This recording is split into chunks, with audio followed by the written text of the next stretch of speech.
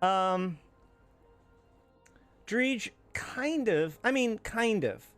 You could. I wouldn't say that because I mean, like, as a line member grunt, I can join a Sov null Sov group and get exactly that fast action accessible ecosystem where you can go fight, have fun, have an impact on the game, right?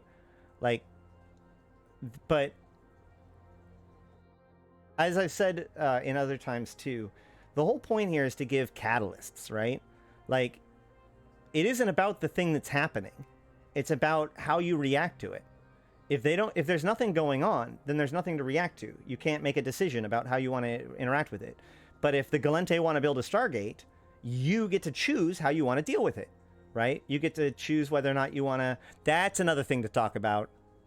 You get to choose whether or not you want to help one side, help the other side, hurt them both, ignore it all, profit, right? All of those choices get to be yours because that thing is happening. The empires have a will, and we get to influence that will, not control the will. We're not an empire. Now, collectively, we can do a lot, but whatever. But at the same time, I think that you're also underestimating how complex faction warfare is. Honestly, the faction warfare system, I'll be straight up, and this might be a hot take or whatever, but I've said it many times before, and everyone I've ever talked to about it that knows anything about it has agreed with me.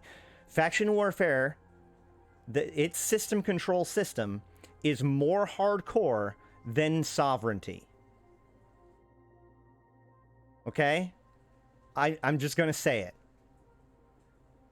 It is harder. It takes more work. It's more complicated to maintain system control in faction warfare than it does to hold sovereignty. Maybe not more people, but you need, like, for instance, in faction warfare, if you don't have round-the-clock coverage, you are not going to do well. Even if you only have, like, half... Like, if you've got... Like, we have US time zone, and Caldari have EU time zone. But that means that, like, at best, we have stalemates unless we can fight in the other one... Well, we did once. You know that, right? I mean, it depends on your definition of independent. But the point is that I mean, like, I don't want Sov. That's why I'm not in Sov. Not because it's harder. But with sovereignty, you get to control when your enemy can attack you. In faction warfare, you need round-the-clock coverage if you want to ensure that something...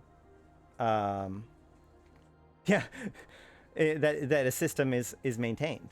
Like, that is not a joke. Every day. We have to maintain Fleet every single day. Somebody has to go out there and plex, sometimes for basically no reward, in order to keep our system maintained. So, I'm not saying that, like, faction warfare is better than Sov. Don't get me wrong. I'm just saying, like, the idea that faction warfare is somehow a simpler, less complex system or whatever is false. Now, the fact that it requires round-the-clock coverage is the reason why it's drop-in, drop-out action, right? The fact that the conflict happens over the course of several days, round the clock, with fleets up and smashing into each other over and over again, with other smaller conflicts, all the way up to down to 1v1 throughout the area. Like, hey, what's up, Crimson?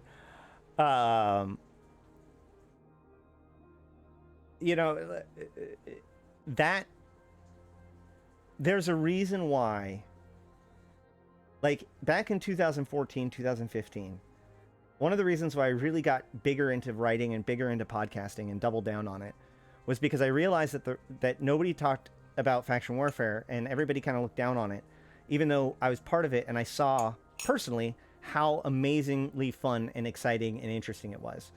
And so I realized that the reason why everybody thought this way was because the only people that were talking were nullsec groups, right? That they were most of the podcasters and all that stuff, which makes sense if you think about it.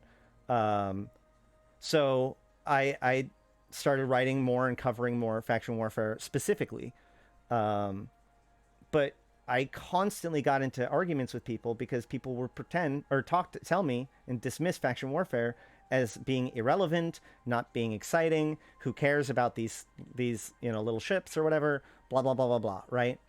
But now, after 2018, 2019, now that faction warfare has kind of fallen, like decayed rapidly after Citadels, people talk about the golden age of faction warfare. And you know what time they talk about? 2013 to 2015. The exact time that I was sitting there shouting from the hilltops that if you want small gang fun combat or solo combat, if you want PvP for pay, join faction warfare. So the point is that all I'm saying is consider this. We have all been told that the most ultimate Eve is Null with its huge ships and its huge fights and its huge butcher bills. But what I constantly hear about is a complaint about a lack of solo PvP, a lack of affordable PvP, a requirement to grind, and how terrible large soft fights are. And you know what? I keep playing in a game. My game has small gang all the time, every day.